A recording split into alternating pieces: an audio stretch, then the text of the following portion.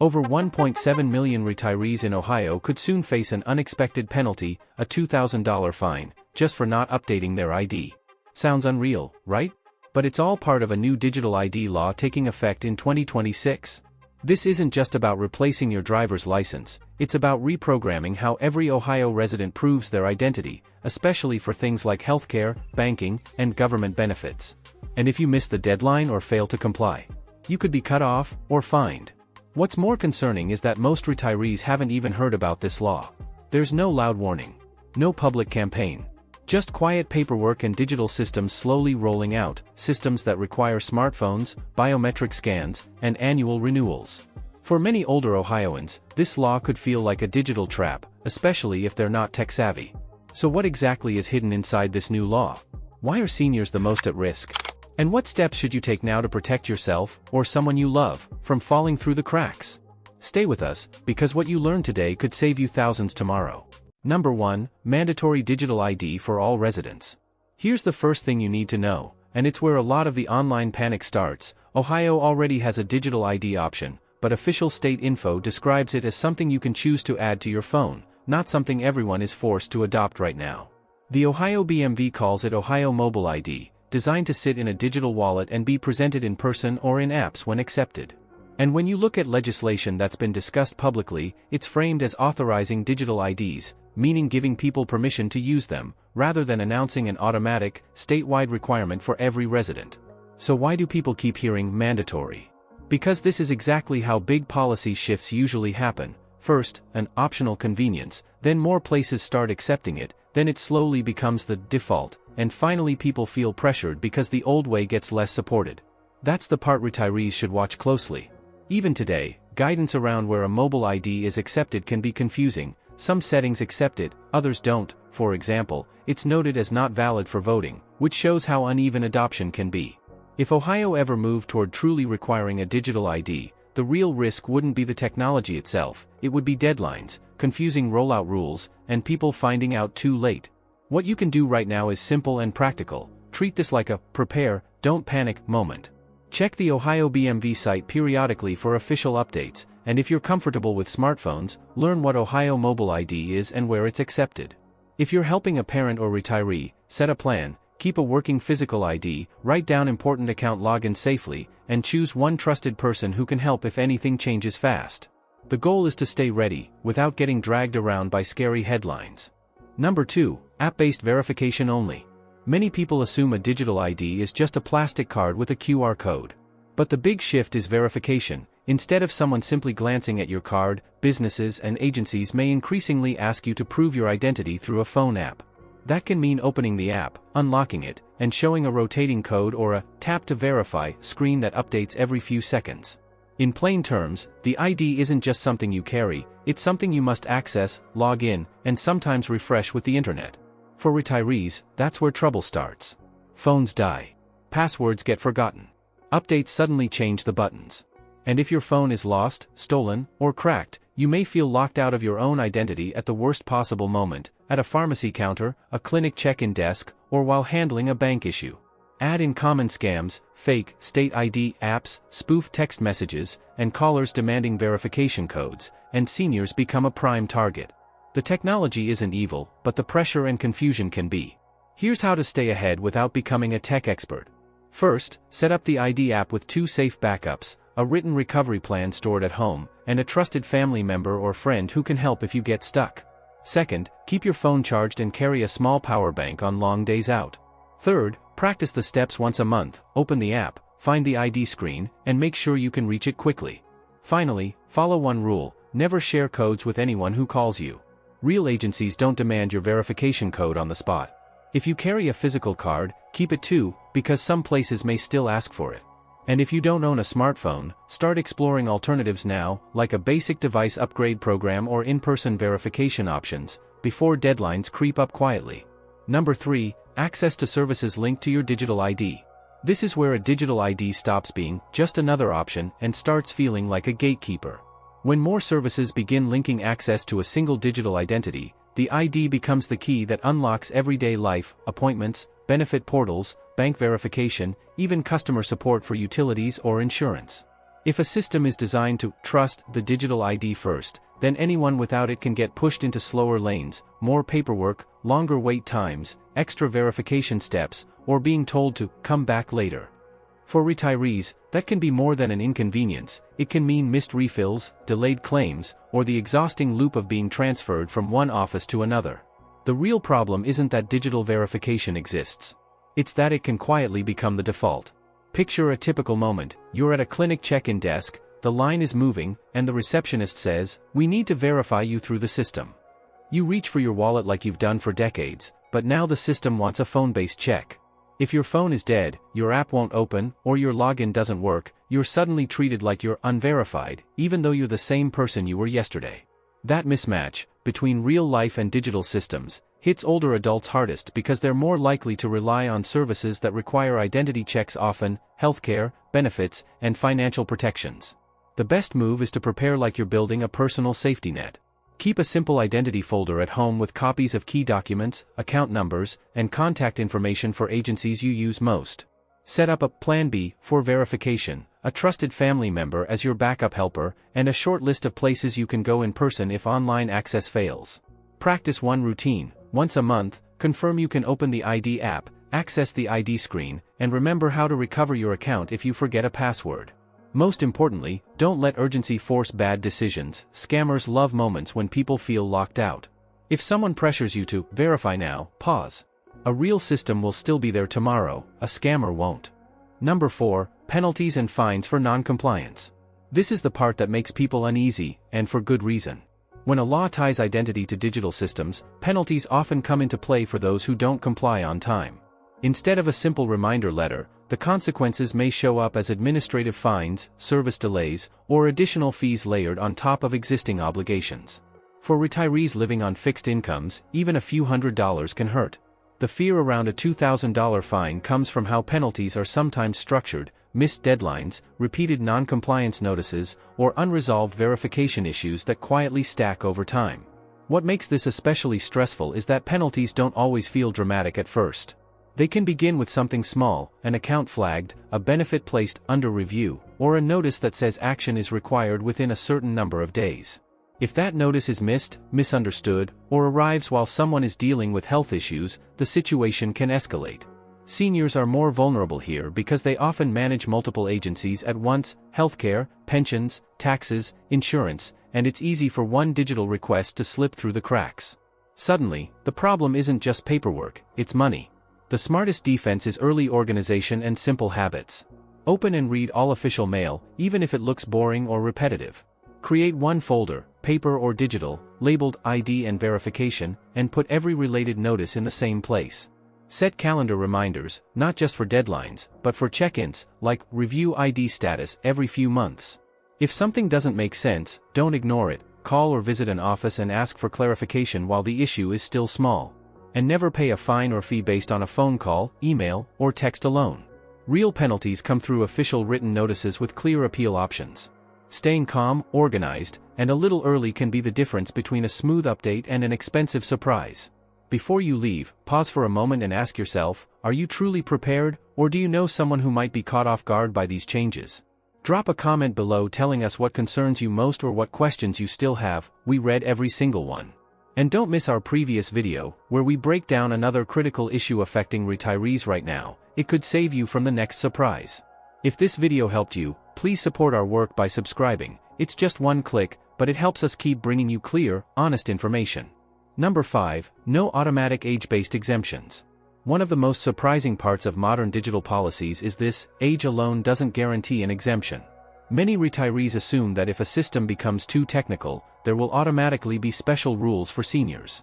But digital laws are often written to treat everyone the same, regardless of age, comfort with technology, or physical limitations. From a legal standpoint, the system doesn't see a 30-year-old and a 75-year-old, it just sees a user who has or hasn't completed the required steps. That's a big shift from how identification worked in the past. This can feel frustrating, even unfair. Older adults are more likely to deal with vision issues, memory challenges, or limited access to devices and internet service. Yet digital systems rarely adjust for those realities unless someone actively asks for accommodations. Without clear exemptions, retirees may feel pressured to adapt quickly or risk falling behind. And when assistance programs exist, they're not always advertised well. That means people who could qualify for help may never realize it, simply because they didn't know where, or how, to ask. The practical response is to assume no exemption unless proven otherwise, and plan accordingly. If technology is difficult, reach out early to local offices, senior centers, or trusted advocates and ask directly about assistance options or reasonable accommodations. Write down the names and dates of anyone you speak with. If forms or apps are confusing, don't struggle alone. Having someone sit with you for 30 minutes can prevent months of stress later. And if you're helping a parent or older relative, have the conversation now, not when a deadline is looming. Preparation isn't about fear, it's about keeping control. When systems change, the people who do best aren't the most tech-savvy, they're the ones who planned ahead and knew where to get help. Number 6. Biometric data and privacy concerns. Another major shift with digital identification is the use of biometric data, things like facial recognition or fingerprints, to confirm who you are. Unlike a password or a card, biometric data can't be changed if something goes wrong. That's why this part of digital ID systems makes many retirees uneasy. It's not just about convenience anymore, it's about trusting that deeply personal information will be stored securely and used only for its intended purpose. For people who grew up showing a paper ID and signing a form, this can feel like a big leap. The concern isn't imaginary. Digital systems rely on databases, and databases can have errors or breaches.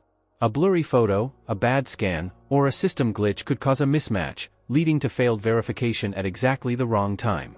And while these systems are designed to reduce fraud, they can sometimes create new stress, especially if someone is told, the system doesn't recognize you. For retirees who depend on steady access to healthcare and benefits, even a temporary lockout can feel overwhelming. The fear isn't technology itself, but loss of control when something goes wrong and there's no clear human fix. The best way to protect yourself is to be cautious and informed. During any biometric enrollment, take your time and ask questions. Make sure the scan is clear and done properly, not rushed. Keep records of when and where you enrolled, and save confirmation numbers or receipts. If there's an option to review or update your biometric data later, mark it on your calendar. Also, be skeptical of anyone asking for biometric information outside official, in-person processes. No legitimate agency will ask for fingerprints or facial scans over the phone or by email. Technology can be useful, but your privacy is valuable. Treat biometric data like you would your most important documents, share it carefully, store proof safely, and never hand it over under pressure. Number 7. Higher risk of scams and identity fraud. Whenever a new system is introduced, scammers move fast, and digital ID systems are no exception. Retirees are often targeted because scammers assume they may be less familiar with new technology and more trusting of official-sounding messages. You might receive a call, email, or text claiming there's a problem with your digital ID and urging you to act immediately. The message may sound urgent, even threatening, warning of fines, suspended benefits, or locked accounts. That sense of panic is exactly what scammers want. What makes these scams especially dangerous is how believable they can be. Fake websites can look almost identical to real government pages. Caller IDs can be spoofed to appear legitimate. Some scammers even know personal details, making the request feel real. They may ask you to verify your identity by sharing a one-time code, clicking a link, or downloading an app. Once that happens, they can take control of accounts or steal personal information. The shift to digital ID creates more opportunities for this kind of fraud because people expect more digital communication than ever before. The safest strategy is to slow everything down. Real agencies do not pressure you to act immediately through calls or texts. If you receive a message about your ID, don't click links or share codes. Instead, independently contact the agency using a phone number or website you already trust. Keep one simple rule in mind: urgency is a red flag. Talk with family members about common scam tactics so you're not facing these situations alone. It also helps to write down a short checklist and keep it near your phone. Don't share codes. Don't download unknown apps. Verify first. Staying alert doesn't require technical expertise, just patience and a willingness to pause before responding. Number 8. Annual re-verification requirements. One detail that often gets overlooked is that digital ID systems don't always stop once you sign up. Many require regular re-verification to confirm that your information is still accurate and that the ID is actively being used by the right person. This could mean updating a photo, confirming personal details, or reapproving access through the app every year. For retirees, this turns identification into an ongoing task, not a one-time errand like renewing a license every several years. The challenge is that re-verification deadlines can be easy to miss. Notices may arrive by email instead of mail, or appear as small alerts inside an app that you don't open often. If that reminder goes unnoticed, the system may temporarily suspend your digital ID until the process is completed. That suspension can ripple outward. Suddenly an account won't open, a service can't be verified, or a transaction gets delayed. It's not that you've done anything wrong, the system just hasn't been checked in recently. The practical fix is to treat re-verification like a routine appointment. Put a reminder on your calendar once a year labeled ID check-in. When that day comes, open the app, review your information, and confirm everything is still working. Keep your contact details up to date so reminders actually reach you. If apps are difficult to manage, ask a trusted person to help you set up alerts or reminders on your phone. Planning for re-verification ahead of time removes the stress and keeps small administrative steps from turning into bigger problems. Digital systems work best for people who stay a little ahead of them, rather than reacting when something suddenly stops working. Number 9. Limited opt-out options. Many retirees assume that if they're uncomfortable with digital systems, they can simply opt out and keep doing things the old way. In reality, opt-out options, when they exist, can be limited and come with trade-offs. You might still be allowed to use physical ID, but only for certain situations, while other services quietly steer you toward digital verification. That creates a two-track system, one fast and automated, the other slower and more complicated. Over time, the non-digital path can feel like it's shrinking. This can be frustrating because opting out doesn't always mean avoiding technology altogether. You may still need to make phone calls, visit offices in person, or submit extra paperwork to prove who you are. Those steps take time and energy, especially for people with mobility issues or health concerns. And as more systems assume digital access, finding staff who know how to handle non-digital cases can become harder. The result isn't a full exclusion, but a feeling of being pushed to the margins. If you plan to rely on opt-out options, preparation is key. Find out early which services truly allow non-digital identification and which ones don't. Keep physical documents current and stored safely. Build in extra time for appointments or transactions that may take longer. It also helps to designate one trusted helper, someone who can make calls, accompany you to offices, or help navigate exceptions when systems don't work smoothly. Opting out isn't wrong, but it requires more planning. Knowing the limits ahead of time gives you control and prevents frustration later. Number 10. Greater dependence on technology over time. The final, and perhaps most overlooked, impact of digital ID laws is how they slowly increase our dependence on technology. At first, it may feel optional or limited to certain services.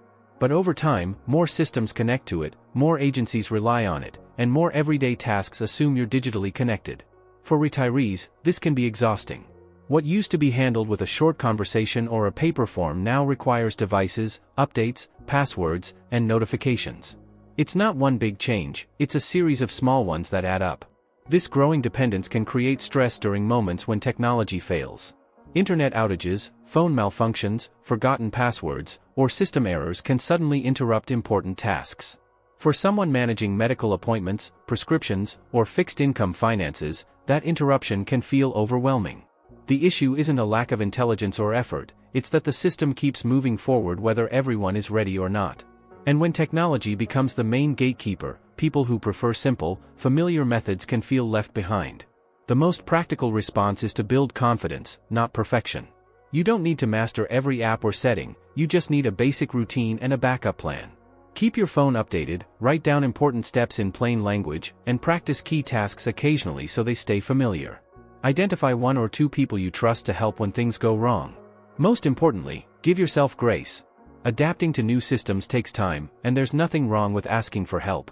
Staying prepared isn't about becoming more digital than everyone else, it's about staying independent and in control as the world changes around you. The idea of a digital ID may sound modern, efficient, and harmless on the surface, but as we've seen, the real impact is much deeper, especially for retirees. This isn't just about replacing a plastic card with a phone app. It's about how identity, access, and daily life are slowly becoming tied to technology. For older adults living on fixed incomes, managing health conditions, or simply preferring familiar systems, these changes can feel overwhelming. And when deadlines, penalties, or service delays enter the picture, the stress becomes very real. What matters most right now is awareness. Many problems don't happen because people refuse to adapt, but because they aren't informed early enough. Digital systems tend to move quietly at first, then suddenly become unavoidable. Knowing what's coming gives you power. It allows you to prepare calmly instead of reacting in panic. Whether that means learning the basics of a digital ID, organizing important documents, or choosing a trusted person to help when technology fails, small steps taken early can prevent serious problems later. It's also important to remember that caution is not fear. Asking questions about privacy, security, and accessibility is reasonable, especially when personal data and essential services are involved.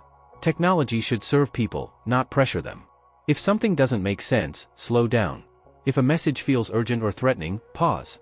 Rushing is where mistakes and scams happen. Most importantly, you're not alone in this. Millions of retirees are facing the same changes, the same questions, and the same concerns. By staying informed, sharing information with loved ones, and preparing at your own pace, you protect not just your identity, but your independence. Change is coming, but with the right knowledge and support, you can face it with confidence instead of fear.